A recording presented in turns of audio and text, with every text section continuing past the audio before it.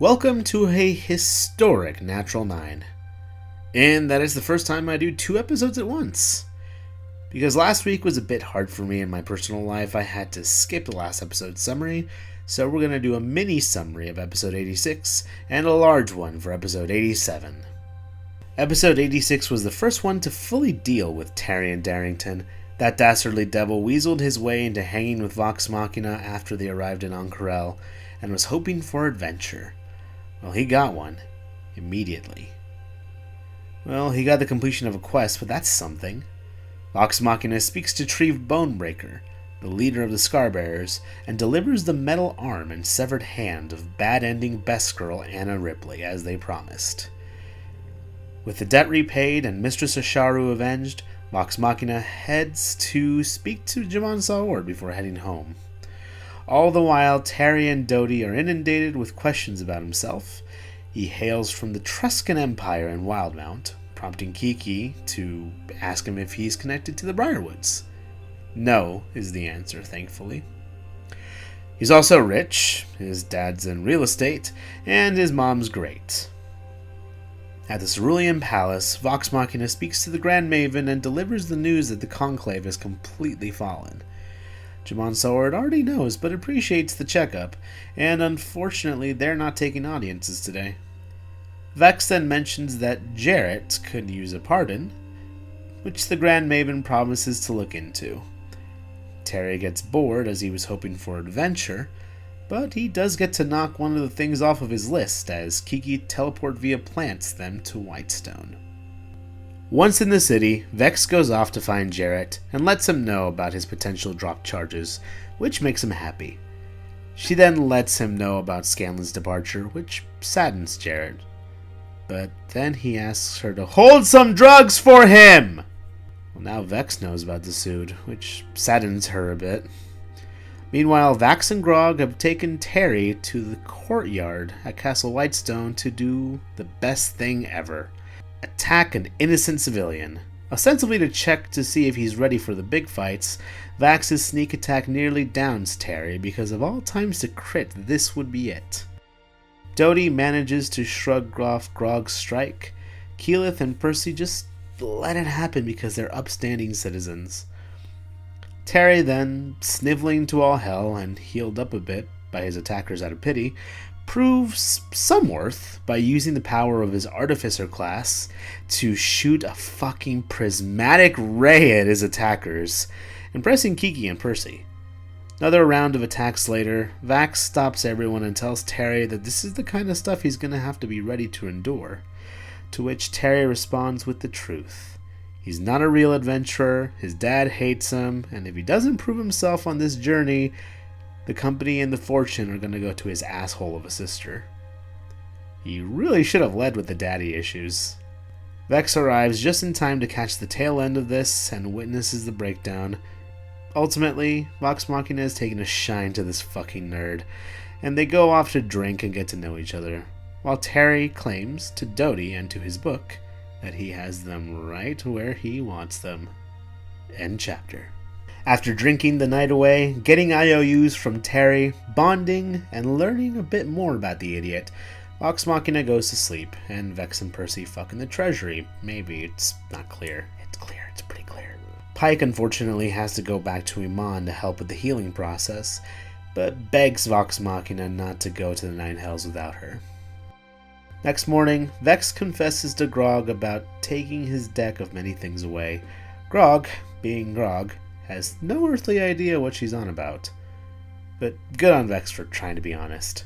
Afterwards, in a bid to get as much info as they can about their water brethren, Keyleth decides to head to the Cliffkeep Mountains and the home of the Earth Ashari. While there, they speak to Headmaster Patisse, who tells them that the best way to find the Water Ashari is to travel the sea with a good crew, and that teleport via plants won't work because of most of the trees that are underwater. With this information and the promise not to reveal the location of Terra, the party heads back to Iman to seek a good crew and a good ship at the docks. There, they're referred to Captain Adela and the good ship Drenzalavis? I'm bad at ship names. With their money collected and their supplies ready, Vox Machina and the crew of the Drenzala Vis head out to the Osmit Sea. Next stop, Vestra. And that's the end of that episode. Next up, episode 87. We begin several days out to sea, and it's been pretty boring. Vax has been tagging along with Grog to keep him company. Vex has been trying to understand Terry a bit more. Terry and Percy slowly evolve into science bros, and Keyleth is as dorky as ever, and we love her for it. A few days in, however, something interesting happens. A fog bank hits the boat, and then follows them after they try to avoid it. Keyleth and Terry dive into the drink to find out what's going on, and it looks like it's a boat that shoots hooks at the Drenzalavis. Terry sees the damsel Keyleth, who is in distress, and the two hang from the Invisi-ship. Then someone crosses the chains.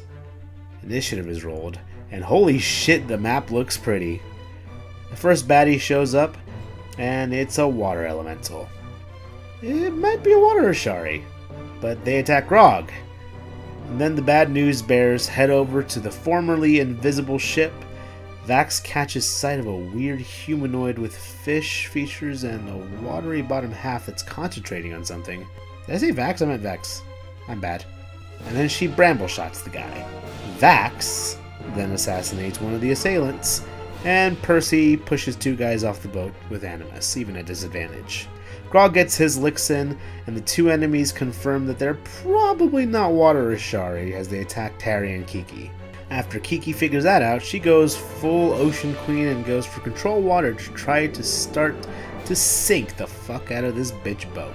Some more scuffling happens, and a ballista crashes into the other ship and makes Terry debut his own luck feats. Terry continues to crush on Kiki, I guess that's a thing now, as he does his best to help by splashing the freaky fish guy with some acid. More tussling, including a rare trink attack, and Percy still has not gotten rid of Animus and misfires and hurts himself and falls the fuck on his face. Meanwhile, Kiki and Terry fight over who gets to be Percy's Bezzy mate. Kiki keeps trying to think of cool things to do, but ultimately does a very cool sinking of the ship. And Terry proves his worth by dealing 70 force damage with his Ring of the Ram, and takes out the freaky fish guy. The blowback throws him off the boat, though.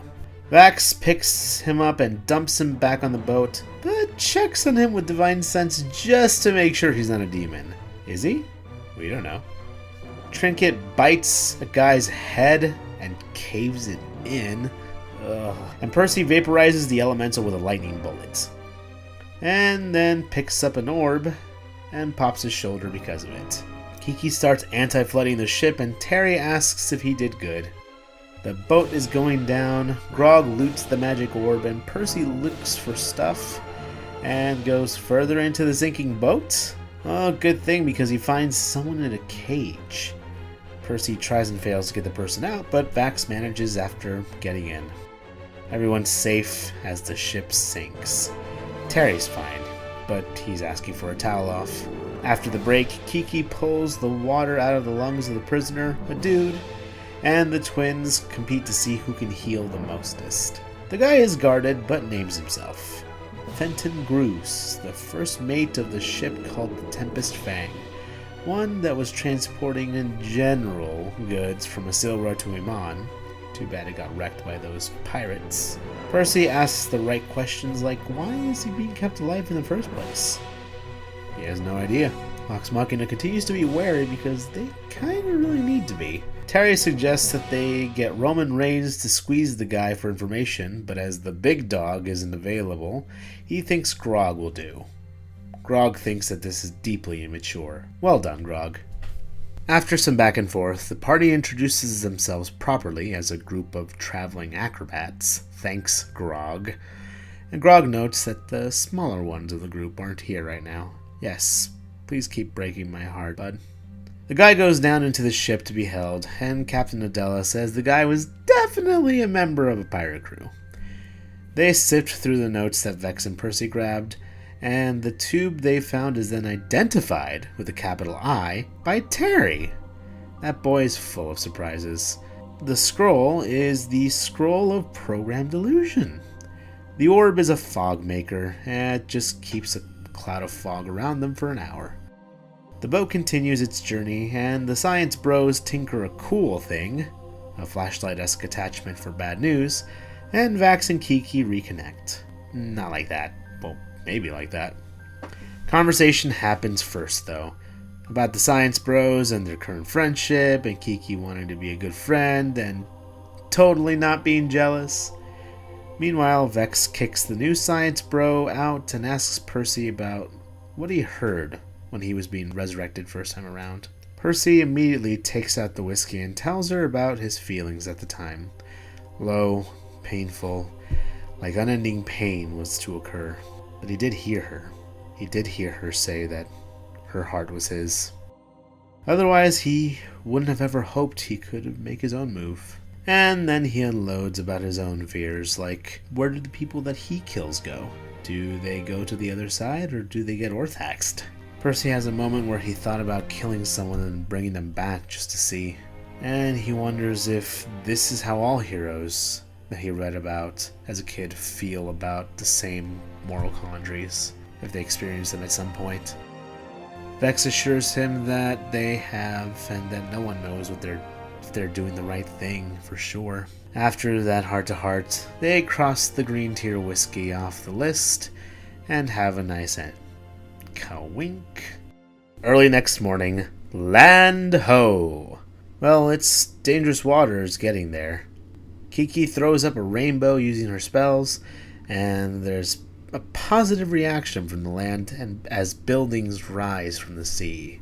The party heads to the island, Terry and Dodie and Grog taking their own rowboats, and they arrive at a beautiful city. Grecian-esque architecture lit with lanterns in the early morning sky.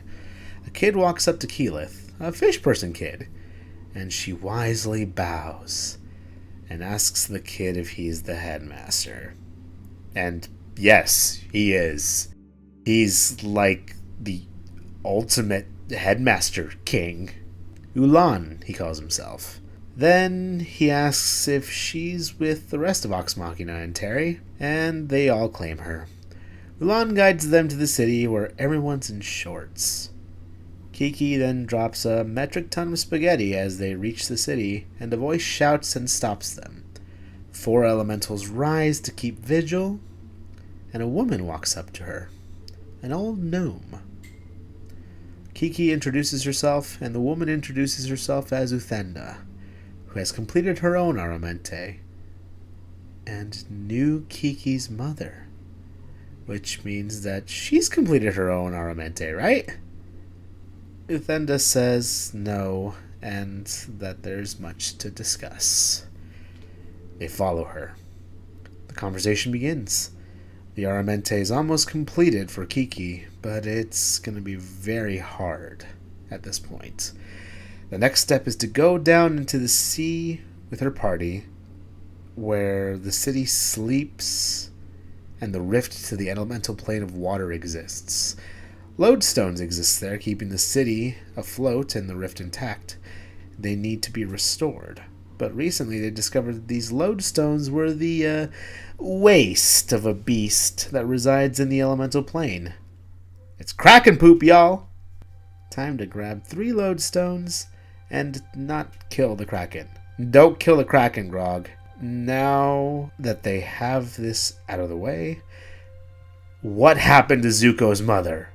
I mean, Keyleth's mother.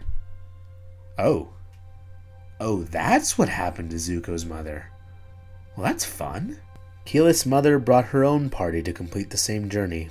None of them made it, and the only thing that was ever found of Keyleth's mother was a leg, which means she's still alive, according to Kiki.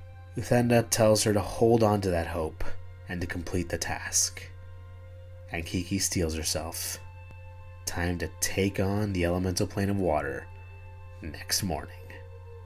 This is just so much to process. Terry's nice, isn't he? And do you think Kiki will complete her Aramente? Sound off below and be sure to click all those nice buttons. Then take your gripes to me on Twitter here. I've been Arthur from Natural 9, and is it Thursday yet?